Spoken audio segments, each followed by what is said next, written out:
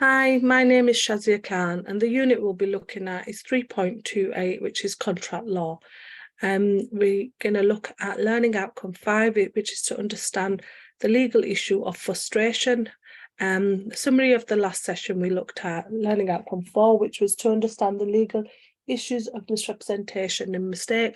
We looked at the different types of mistake and misrepresentation with reference to case law, and we also looked at damages and remedies in regards to mistake and misrepresentation. Now we will be moving on to the legal issue of frustration. So the learning outcome of today's session is to summarise the different ways in which a contract can be frustrated, providing examples of each one. So looking at case examples. So 5.1, summarise the different ways in which a contract can be frustrated, providing examples of each one. A frustrated contract is a contract that is subsequent to its formation and without fault or either party is incapable of being performed due to an unforeseen event or events resulting in the obligations under the contract being radically different from those contemplated by the parties to the contract. The legal consequence of a contract which is found to have been frustrated is that the contract is automatically terminated at the point of frustration. The contract is not void ab initio from the beginning, only future obligations are discharged. At common law, obligations which fell due for performance before the frustrating event are still in operation. So the doctrine of frustration discharges both parties from their contractual obligations, where following the formation of the contract, performance of the contractual obligations become either, number one, impossible or radically different. Essentially, what the doctrine of frustration allows for is a remedy in case of change of circumstances. This does not seem contradictory to the law of contract and the contractual freedom the law allows. If the law does not protect a party from a bad bargain, why does frustration protect against an unfortunate one? Before the doctrine of frustration was formed, the case of Paradine against Jane, 1647, ruled that the relevant changes in circumstances, parties could never be freed from their contractual obligations.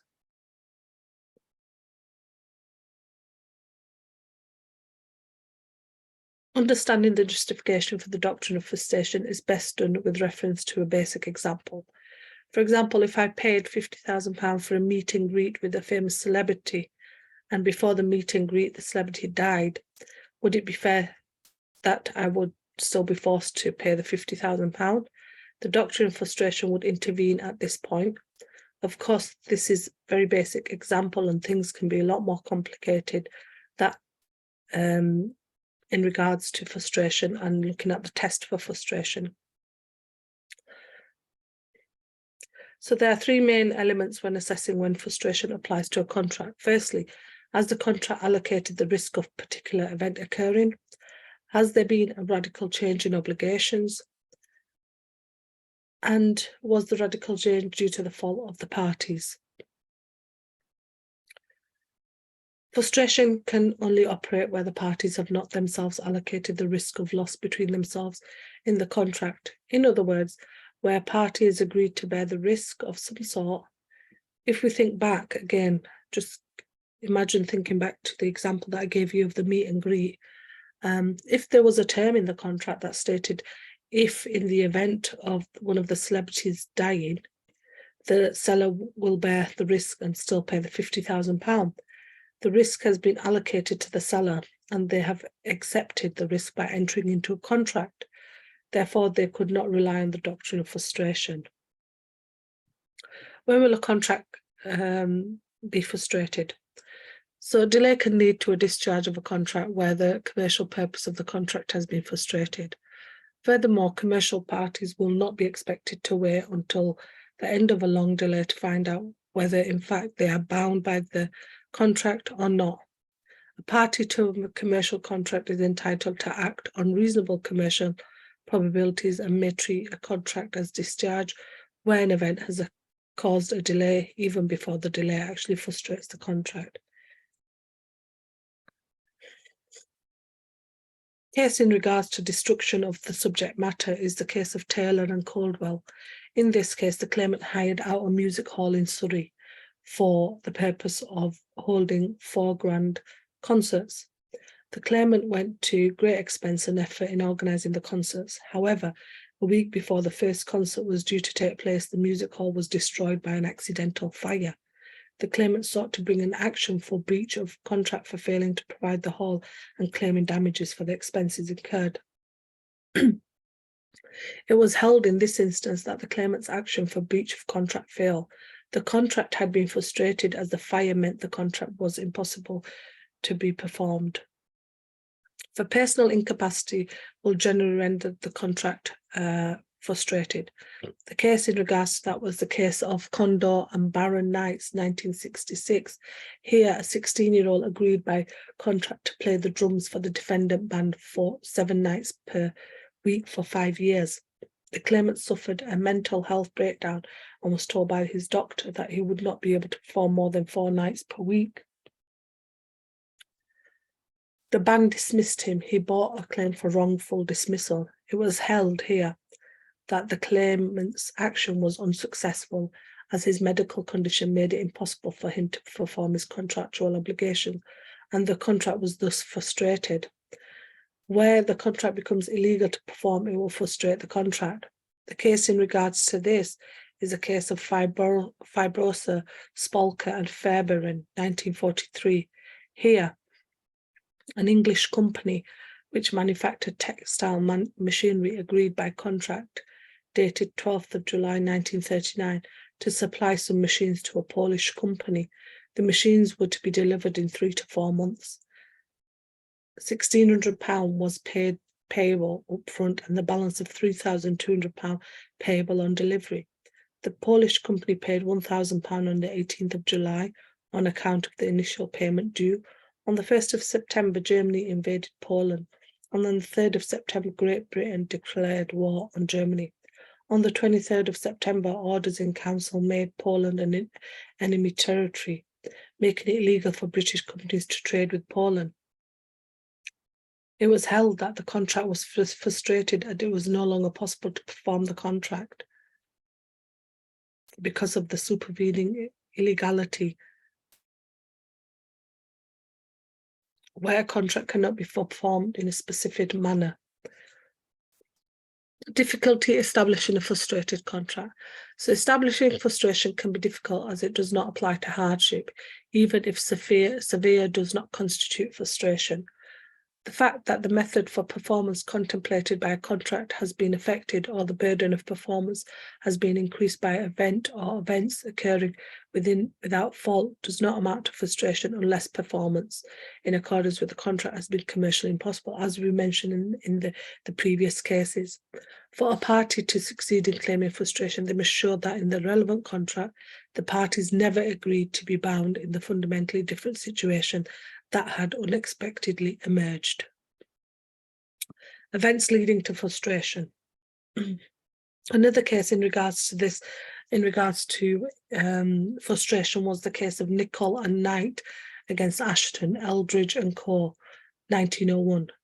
By contract, the parties agreed that a cargo of cottonseed was to be shipped from Egypt to England. The contract specified the ship, the Orlando, which was to carry the cargo.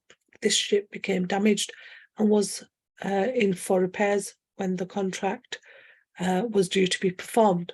It was held by naming the exact ship which was to carry the cargo. The contract was frustrated as it was impossible for this ship to carry the cargo without the contractually agreed period. A contract may also be frustrated where it is deprived of its commercial purpose. The case of Krell and Henry. In this, there was in regards to non-occurrence. So there's events leading to a frustrated contract. So in the non-occurrence of an event is where an agreement is dependent on an event taking place, the cancellation may lead to the contractual frustrated if the whole purpose of the contract has been lost. And the case is Krell and Henry, 1903. In this case, the defendant hired a flat on Pall Mall for the sole purpose of viewing King Edward's 6th coronation procession. The price agreed was £75 for 2 days. The defendant paid £25 deposit. Due to the illness of the king, the coronation was cancelled. Consequently, the defendant did not use the flat. The claimant sought the outstanding £50.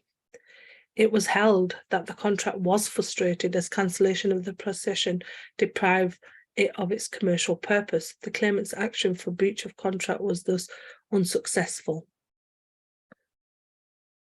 Another case in regards to the non-occurrence of an event, the contract must be deprived of the whole or commercial purpose to amount to frustration, was the case of Herne Bay Steamboat and Hutton. In this case, 1903, the defendant hired out the claimant's steamship. The purpose of the contract was to take paying passengers to view the naval review, which was part of the king's coronation celebrations. The defendant was also offering a day's cruise for the passengers. The naval review was cancelled as the king was ill. The defendant did not use the steamship, and the claimant brought an action for the agreed contract price. The defendant argued that the contract had become frustrated due to the cancellation of the naval review. It was held in this case that the contract was not frustrated and the contract had not been deprived of its sole commercial purpose, as it was still possible to perform the day's cruise. The naval review was not the only commercial purpose of the contract.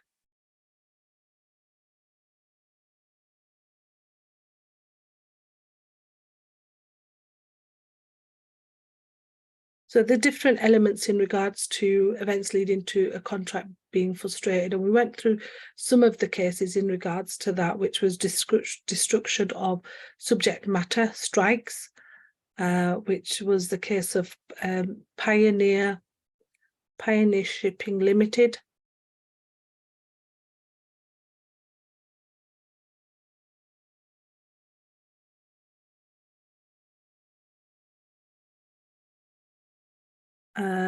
Against BTB Toxide 1982.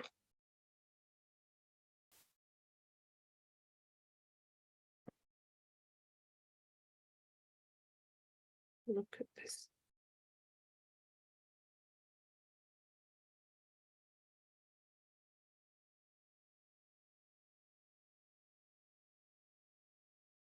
And also for non-occurrence, which we went through the case of Krell and Henry, and the government intervention, the Metropolitan Water Board and Dick Care, and the personal services supervening if performance is envisaged by a specified individual and no substitute is likely to be satisfactory, the contract will be frustrated, as in the case of Condor and Baron Knights 1966. So these are some of the frustrating events that an individual, a contract will become frustrated in some of these events. And to identify if there's no frustration, we also look at contract will not be frustrated in regards to this if it is, number one, if it's more difficult or expensive to perform. Also, it won't be frustrated where it's impossibility of the performance is the fault of either of the parties. Also, it won't be frustrated where there's a force majeure clause, or number four, where the frustrating event could be foreseen. So we'll go through each one. A contract will not be frustrated merely because it becomes more difficult or expensive to perform. And the famous case of Davies Contractors and Farnham, UDC, 1956. In this case, David Contractors agreed to build 78 houses for Farnham Council within 8 months of an agreed price of £85,000. Due to the shortage in skilled labour and material, the contract took 22 months to complete and was much more expensive than anticipated. Davies Contractors were paid the contractually agreed price but bought an action arguing for more money based on the fact that the contract had become frustrated and therefore they were entitled to further payment based on quantum merit basis. And it was held that in this case that the contract was not frustrated. The fact that a contract becomes more difficult to perform or not so profitable in not sufficient amount of frustration, it was still possible to perform the contract. The next case I'm going to look at in regards to no frustration and is in the diagram there, is if the contract has been rendered more difficult or expensive, this does not itself lead to frustration, which is the case of Sarikoglu and Co Limited and Nobly Thorn GmbH 1962. In this case, the defendant agreed to ship some Sudanese peanuts during November or December 1956 to Hamburg for a certain price. On 2nd of November, the Suez Canal was closed to shipping. The defendant could still have transported the peanuts within the contractually agreed time, but this would mean going via the Cape of Good Hope, which would have taken them 4 times as long and increased the cost of transport considerably. The defendant did not carry the goods and argued that the contract had been frustrated. And it was held that the contract was not frustrated. It was still possible to perform the contract without any damage to the peanuts. The fact that it was more difficult or costly to perform is not sufficient to amount to frustration. A contract will not be frustrated if the impossibility is the fault of either of the parties, as in the case of Maritime National Fish and Ocean Trawlers 1935. In this case, the claimant owned 5 fishing vessels, one of which was chartered to the defendants. The fishing vessels were all fitted with otter trawler nets. New legislation was introduced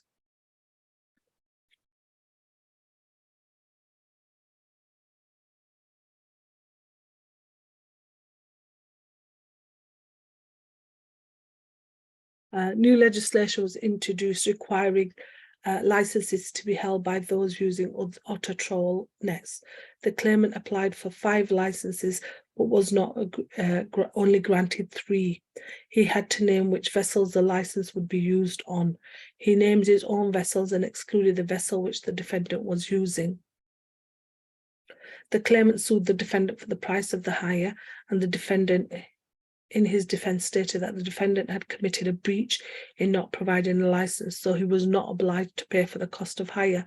The claimant argued that there was no breach, as the failure to provide a license was a frustrating event in that the decision to grant licenses rested with the Secretary of State. It was held that the contract was not frustrated, since the claimant had chosen to keep the 3 licenses granted for himself rather than using one to fulfill his contractual obligation. He had therefore induced a frustrating event and was therefore in breach of the contract. The effects of frustration of a contract. Where a contract is found to be frustrated, both parties are released from their obligations under the contract, and neither party may sue for breach. The allocation of loss is decided by the Law Reform Frustrated Contracts Act 1943, and this provides that Section 1, subsection 2, that all money payable under the contract ceases to be payable, and any money already paid may be recovered. Where expenses have incurred, this may be deducted from the amounts payable or paid. This at the discretion of the court and is subject to what is just and equitable in the circumstances of the case. There is no provision allowing expenses to be recovered which exceeded the amounts paid or payable.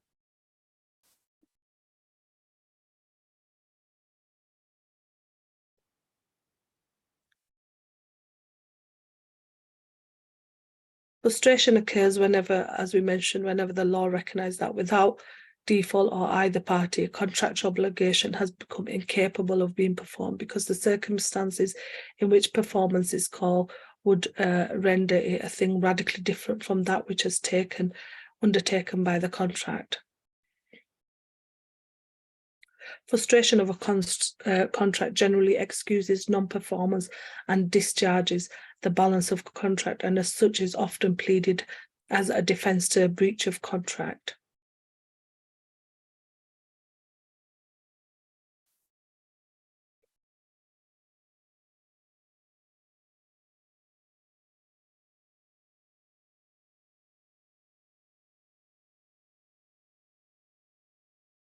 Contracts are serious business in the sense of frustration. It's a big deal to enter in a legally binding agreement.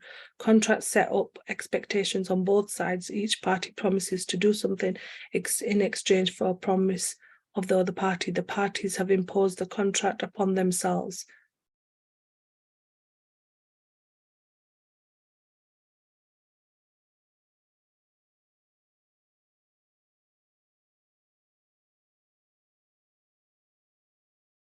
Death or incapacity of one of the contracted parties frustrates the contract.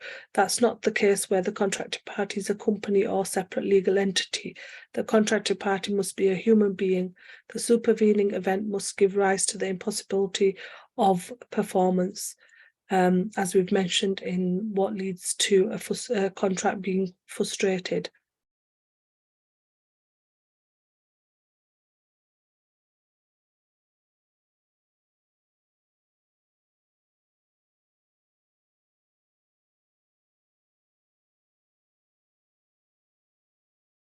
There are some alternatives to frustration.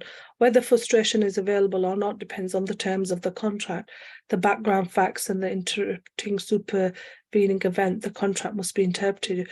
Just because the law of frustration won't terminate a contract doesn't mean you're at the end of the road. With difficulty presented by the law of frustration, a good deal of judicial brain power has gone into analysing alternative legal grounds and arguments to reach the same result as frustrating provides termination of the contract. And as we mentioned earlier, force majeure was the first one. So don't think unless the force majeure clause exists in a contract and the supervening event is provided in the contract, it may not be the solution. It applies to catch the class of event relied on to relieve the parties of their performance obligations.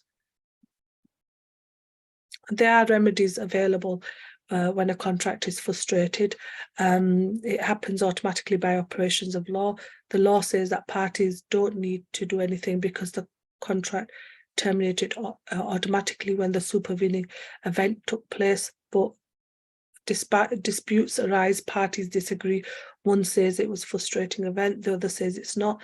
They may lead to a lawsuit. Companies sue one another to resolve this dispute. In a frustrated contract case, the question asked of the court is, was the contract frustrated by the intervening event or not?